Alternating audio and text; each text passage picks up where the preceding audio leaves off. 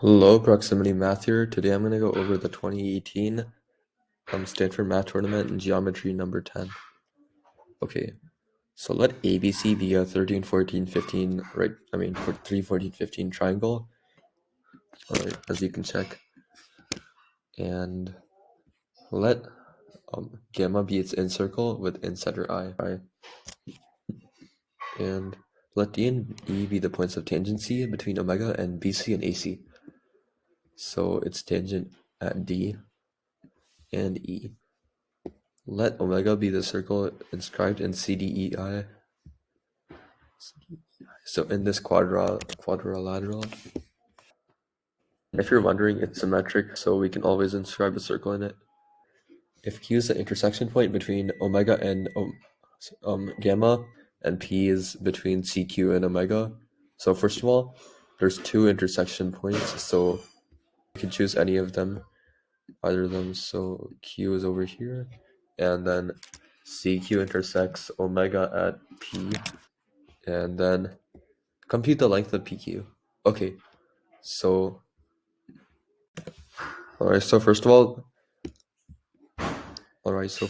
we would use power of a point because that's the first thing that would come to mind, hopefully. And it would give this common tangent CE squared. And then we can find, well, if we have CE squared, we have this quantity. So that since both of these are the incenters, I drew a perfect line, let's go. Okay. Then they'll both lie on the angle bisector. So therefore, we can form a homothency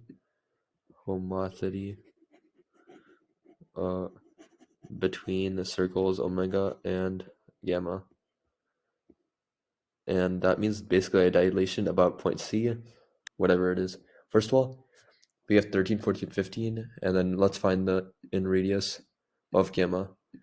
So we have A equals RS, and it's actually well known. If you don't know, then you can probably memorize this, but you can either use Hurons or divide this cleverly into sides of length 5 and 9. So we have a 5, 12, 13 right triangle, and then a 9, 12, 15 right triangle.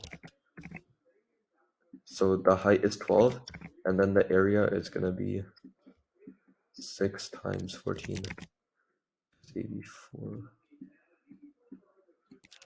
All right. So now RS, and this semi-perimeter is just the average, half the perimeter, which is 21. So that means if you cancel these out, we get 4 as the radius. Okay, so now we have the radius of gamma, and let's try finding the radius of omega. So, well, first of all, we have this quadrilateral, and then a right angle here and here. Okay, we have two right angles here, and then if we draw this, there's something you should also think. Well, this is R, and actually this is the radius too. That's why you would cleverly drop this.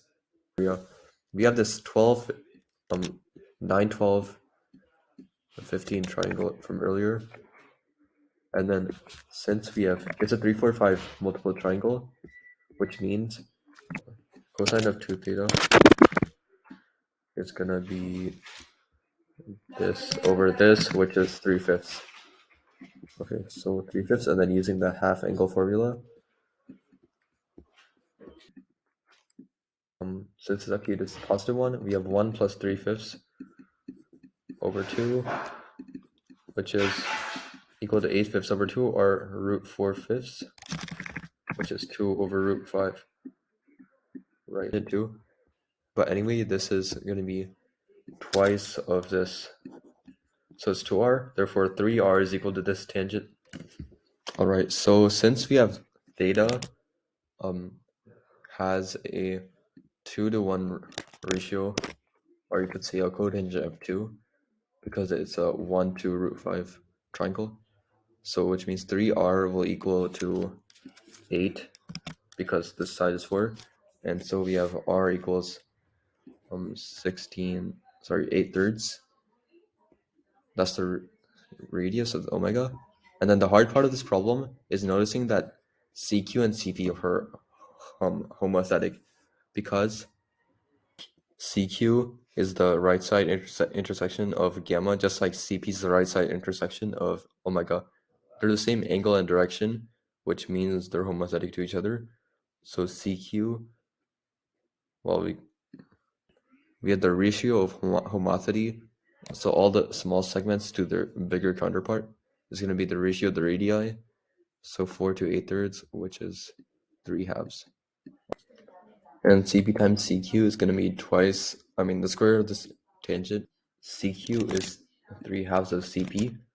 We're splitting this into a 2-to-1 ratio. So CQ is 3 times PQ, and CP is 2 times PQ, which means that product is 6 PQ squared. 6 PQ squared. And now you can take the square root of both sides, and then you get that PQ is 16/3√6, which is 8/9 root 6. Thanks for watching, and I hope